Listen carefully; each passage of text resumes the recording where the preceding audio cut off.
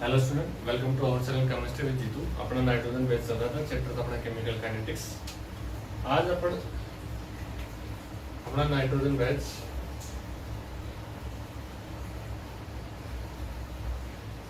Class अपनी 7 लगभग इसके बाद एक क्लास और आएगी, उसमें लगभग थ्योरी कंप्लीट हो जाएगी। फिर भी जो कुछ रह जाएगा उसको नेक्स्ट आगे वाले क्लास में आपको मिलता रहेगा। फिर भी आपको ऐसा लगे कि वो टॉपिक नहीं हो तो कमेंट बॉक्स में लिखे, बाकी मैं पूरा करवाऊंगा। जब तक मैं नहीं कहूँगा जब तक आपको चैप्टर कंप्लीट नहीं मानता, साथ साथ सॉल्यूशन अपना चैप्टर चल रही है। तो सभी के जो वीडियो में इनके प्लेलिस्ट में मिल जाएंगे, ठीक है। तो प्लेलिस्ट में जाओगे तो आप वीडियो प्लेलिस्ट के अनुसार देखना। आज इसमें अपन टॉपिक नहीं, टॉपिक क्या लेंगे आप ट्यूशन लगा के लिखो सीधा ही। राजस्थान बोर्ड में पूछा हुआ है, ट्यूशन लिखा है अपन को। वेग को प्रभावित करने वाले कारक बताइए, या कारकों को समझाइए। वेग को, अभिक्रिया के वेग को प्रभावित करने वाले कारकों को समझाइए, कारकों को समझाइए। क्वेश्चन क्या लिखा है आपको? क्वेश्चन लिखो राजस्थान बोर्ड लगा के, अभिक्रिया के वेग को प्रभावित करने वाले कारकों को समझाइए। ये आपको क्या लिखना है? क्वेश्चन लिखना है, ठीक है भाई। अब देखो, अब पेन को भी बंद कर दो। अब पहले अपन देखते हैं कारक। अभिक्रिया के वेग को प्रभावित करने वाले जो कारक है वो कौन कौन से? ये अपना क्वेश्चन, ये इसका आंसर कारक है। एक नंबर लगाएंगे। पहला तो होता है सांद्रता। क्या होता है भाई? सांद्रता। दूसरा होता है ताप। क्या होता है? ताप। तीसरा जो कारक है वह है दाब। चौथा है अभिकारक। पेन को भी बंद जब लिखना होगा मैं लिखूंगा। अभिकारक वह उत्पाद की प्रकृति। अभिकारक वह उत्पाद की प्रकृति, ठीक है। फिर एक है उत्प्रेरक। क्या है भाई? उत्प्रेरक। एक है सतही क्षेत्रफल। सतही क्षेत्रफल, ठीक। और एक है विकिरण। क्या है भाई? विकिरण। प्रश्न था अपना अभिक्रिया के वेग को प्रभावित करने वाले कारकों को बताइए। क्वेश्चन पूछता है राजस्थान बोर्ड में, तो ऊपर क्या लगा होगा? आरबी। और क्वेश्चन लगा के आप लिखना है इसको, वेग को प्रभावित करने वाले कारकों को समझाइए। इसके बाद क्या करना है? पेन को भी लिखनी, पेन को भी बंद करनी। और ये अपना क्या है? प्रभावित करने वाले कारक है। अब इस कारकों को मैं समझाता हूँ, उसके बाद एक एक को आपको लिखाऊंगा। तो कारक क्या है अपना? तो सांद्रता है, एक ताप है, एक दाब है, अभिकारक उत्पाद की प्रकृति है, उत्प्रेरक है, सतही क्षेत्रफल, और क्या है? विकिरण। चलो एक एक को समझते हैं। पहला है सांद्रता। क्या है? सांद्रता है, देखो भाई, सांद्रता अभिक्रिया के वेग है, रेट ऑफ रिएक्शन, उसके क्या होते हैं? समानुपाती। उसकी क्या होती है? समानुपाती। इसका मतलब क्या है? सांद्रता बढ़ेगी तो अभिक्रिया का वेग भी बढ़ेगा। एक बढ़ेगा तो दूसरा बढ़ेगा, एक घटेगा तो दूसरा भी घटेगा। समानुपाती का मतलब समझिए। सांद्रता समानुपाती किसकी होती है? अभिक्रिया के वेग। अगर सांद्रता बढ़ेगी तो अभिक्रिया का वेग भी बढ़ेगा, और अगर सांद्रता घटेगी तो अभिक्रिया का वेग भी घटेगा। तो पहला पॉइंट अपने क्या था? सांद्रता। तो सांद्रता किसके समानुपाती है भाई? अभिक्रिया का जो वेग है, रेट ऑफ रिएक्शन है, उसके समानुपाती है। मतलब ये बढ़ा तो ये भी बढ़ा, और अगर ये घटा तो ये भी घटा। एक चीज समझ भाई, सांद्रता। दूसरा है ताप। दूसरा है ताप। देखो, टेम्परेचर बढ़ाएंगे अपन तो भी अभिक्रिया का वेग बढ़ जाएगा। टेम्परेचर बढ़ाने पर भी अभिक्रिया का क्या हो जाता है? वेग बढ़ जाता है। लगभग 10 सेंटीग्रेड तक तापमान बढ़ाते हैं अपन तो अभिक्रिया का 2 गुना वेग हो जाता है। 2 गुना वेग बढ़ जाता है 10 सेंटीग्रेड तापमान बढ़ा देता है। अभिक्रिया के अगर आपने टेम्परेचर बढ़ाया तो अभिक्रिया के अणुओं में काइनेटिक एनर्जी, गतिज ऊर्जा बढ़ जाती है। क्या हो जाती है? गतिज ऊर्जा बढ़ जाती है। इसके कारण अभिक्रिया क्या हो जाती है? जल्दी हो जाती है। अभिक्रिया क्या हो जाती है? जल्दी। भाई आप जिस रूम में बैठे हो उस रूम का अगर मैं टेम्परेचर बढ़ाऊं तो आप ही इधर उधर दौड़ने लगोगे। स्कूल मिला के क्या है? जो वेग अभिक्रिया है वो क्या हो रही है? जल्दी हो रही है। तो सांद्रता बढ़ाने पर भी अभिक्रिया का वेग क्या बढ़ रहा है, और टेम्परेचर बढ़ाने पर भी अभिक्रिया का वेग बढ़ रहा है। अभिक्रिया का वेग 10 सेंटीग्रेड बढ़ाने में लगभग 2 गुना हो जाता है। अलग से मैं क्वेश्चन से भी करवाऊंगा कि ताप का प्रभाव अलग से करवाऊंगा मैं। इसमें जैसे उत्प्रेरक हो रहा है, उत्प्रेरक का भी प्रश्न में अलग से करवाऊंगा। आपका एनसीईआरटी में दे रखा है और वो पूछा भी जाता है, तो अलग से कराऊंगा उसको, नेक्स्ट वीडियो में आएगा वो। तो 2 चीज देख लिए, सांद्रता देख लिए, ताप देख लिए। साध्यता बढ़ने पर भी अभिक्रिया का वेग बढ़ता है, ताप बढ़ने पर भी अभिक्रिया का वेग बढ़ता है। अब है दाब, अब है दाब।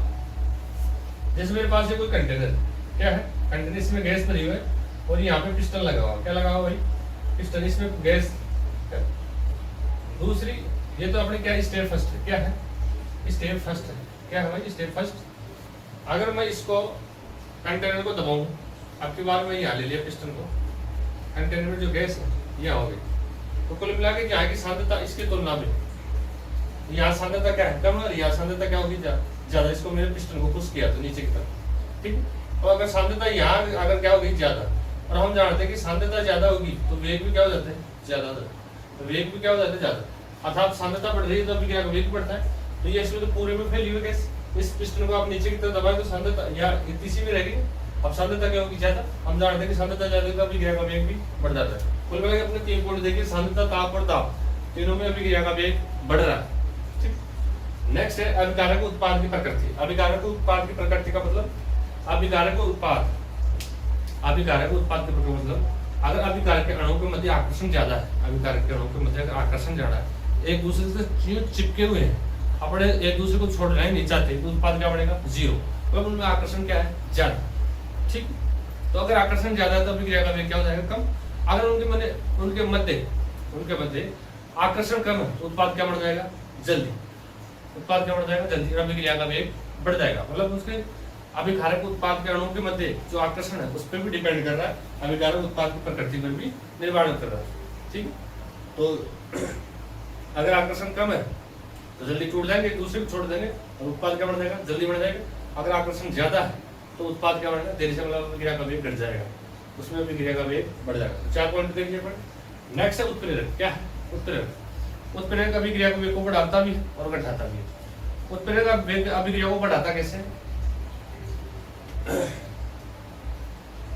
उत्प्रेरक किस प्रकार से प्रभावित कर रही है, इसको उत्प्रेरक को मैं अलग से करवाऊंगा, अभी बताया मैंने, एनसीईआरटी में पूछा जाता है, एनसीईआरटी में लास्ट में अपने जो केमिकल काइनेटिक्स चैप्टर उसमें लास्ट में दे रखा, तो अलग से मैं क्वेश्चन बढ़वा के लिखाऊंगा कि उत्प्रेरक अभिक्रिया के वेग को उत्प्रेरक किस प्रकार प्रभावित करता है उसको समझाए। तो फिलहाल इसमें तो ये देखो भाई उत्प्रेरक है तो ये अपनी ऐसा ग्राफ आता है, यहाँ ए जैसे ए और बी और अपना बन गया सी और डी, उत्पाद बन गया। ये तो अभिकारक है, ये क्या उत्पाद, ये तो क्या है अभिकारकों की ऊर्जा है।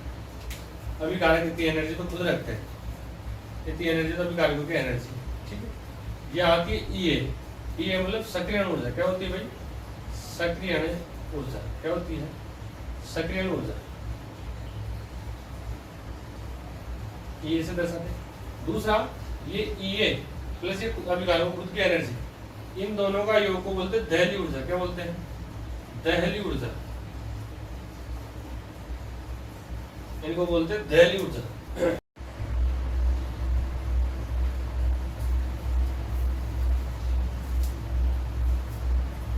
उत्प्रेरक को देख रहे थे अपन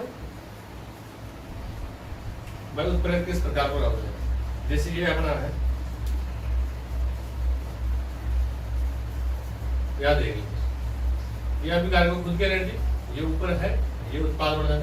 ये होता है सक्रियण ऊर्जा, ये होता है सक्रियण ऊर्जा। क्या होता है सक्रियण ऊर्जा, तो उत्प्रेरक की सक्रियण ऊर्जा को कम कर देता है। क्या कर देता है सक्रियण ऊर्जा को, एक बार तो उत्पाद ऐसे ऊपर से बढ़ रहा है और एक यहाँ से ही बढ़ जाए, तो सक्रियण ऊर्जा को उत्प्रेरक क्या कर देता है कम कर देता है।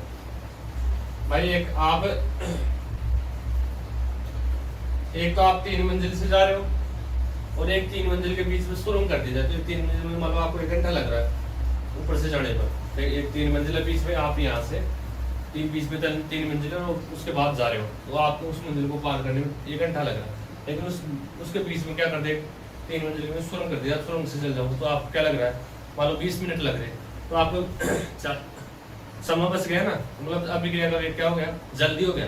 तो अभिक्रिया उत्प्रेरक है उस सक्रियण ऊर्जा को क्या कर देता है कम कर देता है। क्या करता है सक्रियण ऊर्जा को कम कर देने से उत्पाद क्या बढ़ जाता है जल्दी बढ़ जाता है। अगर यहाँ भी समझ में नहीं है तो उत्प्रेरक को अलग से करवाऊंगा, उसमें पूरा डिटेल से समझाऊंगा। फिर है सतही क्षेत्रफल। सतही क्षेत्रफल से कैसे अभिक्रिया का वेग प्रभावित होता है। मेरे पास देखो एक तो लकड़ी का टुकड़ा है, एक तो लकड़ी का टुकड़ा है, एक हाथ में तो लकड़ी का टुकड़ा है, एक हाथ में क्या है लकड़ी का पुरादा है। जब आप उसको जलाते हो तो लकड़ी का बुरादा जल्दी जलता है लकड़ी की तुलना में। लकड़ी का बुरादा जल्दी जलता है लकड़ी की तुलना में। क्यों जलता है? क्योंकि लकड़ी के बुरादे का क्षेत्रफल होता है वो क्या होता है, सतही क्षेत्रफल क्या होता है, ज्यादा होता है। मतलब जिसका सतही क्षेत्रफल ज्यादा उसका अभिक्रिया का वेग भी क्या है, बढ़ा। मतलब बुरादा जल्दी जल गया तो अभिक्रिया का वेग ज्यादा हो गया ना, और लकड़ी कम जल रही है, देरी से जल रही है, तो अभिक्रिया का वेग क्या हो गया, कम हो गया। ठीक। एक और है विकिरणित। क्या विकिरणित? तो किसी भी रिएक्शन के ऊपर एस म्यू आप ऐसे लिखा होगा प्रकाश की उपस्थिति में, है ऐसा लिखा हुआ देखा होगा, तो उसमें भी अभिक्रिया का वेग क्या हो जाता है, बढ़ जाता है। मतलब अभिक्रिया क्या हो जाती है, जल्दी हो जाती है। तो ये थे अभिक्रिया के वेग को प्रभावित करने वाले कारक।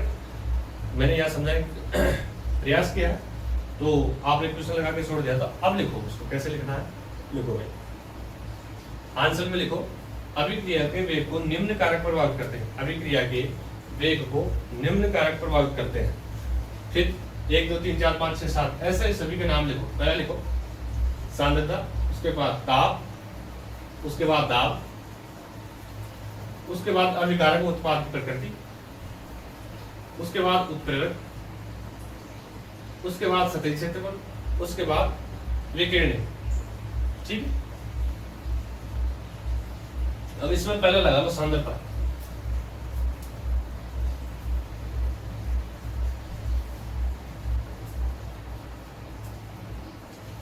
सांद्रता लगा लो, सांद्रता में लिखो भाई,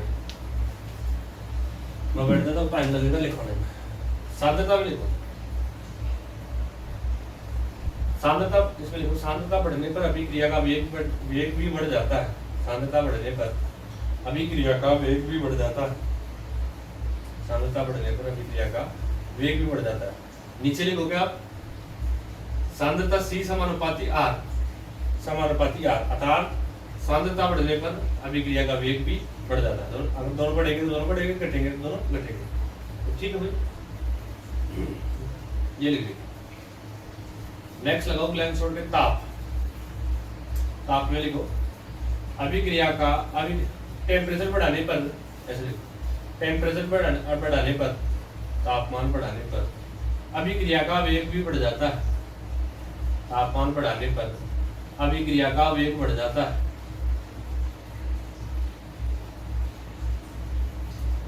क्योंकि अभिकारक के अणुओं की गतिज ऊर्जा बढ़ जाती है। क्योंकि अभिकारक के अणुओं की गतिज ऊर्जा बढ़ जाती है।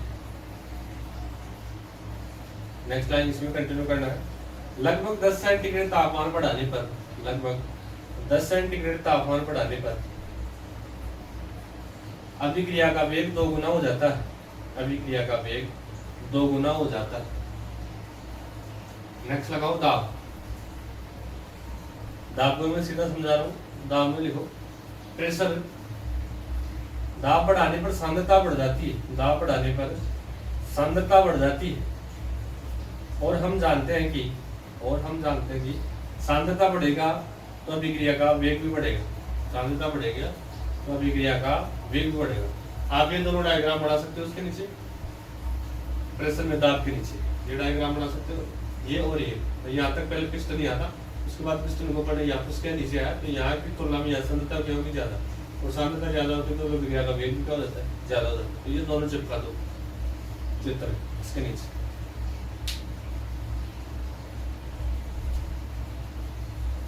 चलो नेक्स्ट लिखो फोर्थ, अभिकारक उत्पाद की प्रकृति। अभिकारक वह उत्पाद की प्रकृति। इसमें लिखो जब अभिकारक के अणुओं के मध्य आकर्षण अधिक होता है, जब अभिकारक के अणुओं के मध्य आकर्षण अधिक होता है तो उत्पाद देरी से बनता है। उत्पाद देरी से बनता है। उत्पाद देरी से बनता है, अर्थात अभिक्रिया का वेग घट जाता है। अभिक्रिया का वेग घट जाता है। इसी में एक लाइन छोड़ के कंटिन्यू करो। जब उनके मध्य आकर्षण या अभिकारक के अणुओं के मध्य आकर्षण कम होता है तो उत्पाद, जब अभिकारक के अणुओं के मध्य आकर्षण कम होता है तो उत्पाद जल्दी बन जाता है। उत्पाद जल्दी बन जाता है, अर्थात अभिक्रिया का वेग बढ़ जाता है। अर्थात अभिक्रिया का वेग बढ़ जाता है। ठीक। नेक्स्ट लिखो उत्प्रेरक। नेक्स्ट लिखो उत्प्रेरक। इसमें लिखो उत्प्रेरक अभिक्रिया के वेग को बढ़ा देता है। उत्प्रेरक अभिक्रिया के वेग को बढ़ा देता है। उत्प्रेरक अभिक्रिया के वेग को बढ़ा देता है अर्थात उत्प्रेरक यहाँ सक्रियण ऊर्जा को कम कर देता है। अर्थात यहाँ उत्प्रेरक यहाँ सक्रियण ऊर्जा को कम कर देता है। अब इसके नीचे चित्र बना दो, डायग्राम बना दो। आगे मैं दोबारा से डायग्राम बना के नेक्स्ट क्वेश्चन में दोबारा समझाऊंगा, लेकिन यहाँ पे छोटा सा डायग्राम बना दो। सक्रियण ऊर्जा को कम कर देता है। ये डायग्राम चिपका दो इसके नीचे। ये एनर्जी ये है सक्रियण ऊर्जा, ये क्या है ये। अब इस सक्रियण ऊर्जा को कम कर देता है तो एक डायग्राम तो आप ये बनाओ उत्प्रेरक की अनुपस्थिति में। दूसरा उत्प्रेरक की उपस्थिति दर्शा देगा। ये सक्रियण ऊर्जा थी और इस सक्रियण ऊर्जा उत्प्रेरक होगा तो इससे कम कर देगा। तो ये तो यहाँ तक हो गई और पहले क्या थी आगे तक। तो ये तो क्या है उपस्थिति में और ये है उत्प्रेरक की अनुपस्थिति में। ये दोनों चित्र चिपका दो भाई। यहाँ लिखोगे ये और भी मतलब अभिकारक या क्या CO2 उत्पाद और ये क्या है सक्रियण ऊर्जा। तो पहले वाले में कितनी है वो, अब यहाँ सक्रियण ऊर्जा को कम कर दिया तो यही रहेगी सक्रियण ऊर्जा। इसमें ये है और उसमें ये क्या है ज्यादा। तो उत्प्रेरक सक्रियण ऊर्जा को क्या कर दिया कम कर दिया। एक बार बढ़ाओ फिर भी नहीं समझ में आया। नेक्स्ट मैंने बताया अभी कि अपने NCERT में अलग से है कि उत्प्रेरक किस प्रकार से प्रभावित करता है, उसका मैं वीडियो लेकर आऊंगा। उसमें अलग से इसको और चित्र बनाऊंगा, यही चित्र अच्छे से क्लियर करेंगे। तो यहाँ समझ में आ रहा तो ठीक है, नहीं वहाँ और क्लियर हो जाएगा। कुल मिलाकर यह है कि सक्रियण ऊर्जा को पहले अनुपस्थित है उत्प्रेरक तो उसको ज्यादा दिखा दो, और अगर उत्प्रेरक की उपस्थिति है तो सक्रियण ऊर्जा को क्या करो कम कर दो। मेरे अनुसार मैंने समझाने का प्रयास किया, मेरे अनुसार ऐसा लग रहा है कि समझ में आ गया होगा। हाँ भाई नेक्स्ट लगाओ सतही क्षेत्रफल। नेक्स्ट लगाओ सतही क्षेत्रफल। सतही क्षेत्रफल में लिखो भाई सतही क्षेत्रफल बढ़ने पर अभिक्रिया का वेग भी बढ़ जाता है। सतही क्षेत्रफल बढ़ने पर अभिक्रिया का वेग भी बढ़ जाता है। इसमें आगे कंटिन्यू करो। जैसे एक उदाहरण दे दो, जैसे लकड़ी के बुरादे व लकड़ी को जलाने पर, जैसे लकड़ी के बुरादे व लकड़ी को जलाने पर लकड़ी का बुरादा जल्दी जलता है। जैसे लकड़ी के बुरादे व लकड़ी को जलाने पर लकड़ी का बुरादा अधिक जलता और तेजी से जलता है, क्योंकि बुरादे का सतही क्षेत्रफल ज्यादा होता है। सतही क्षेत्रफल ज्यादा होता है लकड़ी की तुलना में, अतः लकड़ी देरी से जलती है बुरादे की तुलना में। नेक्स्ट लगाओ विकिरणें। इसमें लिखो विकिरणें भी अभिक्रिया के वेग को प्रभावित करती है। विकिरणें भी अभिक्रिया के वेग को प्रभावित करती है, अर्थात विकिरणें अभिक्रिया के वेग को बढ़ा देती है। आपसे रास्ता अगर एग्जाम में प्रश्न आए कि अभिक्रिया के वेग को प्रभावित करने वाले कारकों को लिखिए, तो ये जो 7 कारक है ये बाकायदा इसको ऐसे लिखना है और समझाना है। और रास्ता मोड में पूछा हुआ प्रश्न में तो आर भी लगा लेना। तो आज की वीडियो में इतना ही, और मिलते हैं नेक्स्ट वीडियो नेक्स्ट टॉपिक के साथ। अभी तक अपना चैप्टर कंप्लीट नहीं हुआ, चल रहा है रेगुलरली। तो जैसे जैसे वीडियो है वैसे वैसे आप देखते रहे, अच्छे से नोट्स बनाते रहे। और भी कोई आपकी समस्या हो तो कमेंट बॉक्स में बेझिझक लिखें। वीडियो को लाइक करना है, शेयर करना है और चैनल को सब्सक्राइब करना है। थैंक यू, बहुत बहुत धन्यवाद।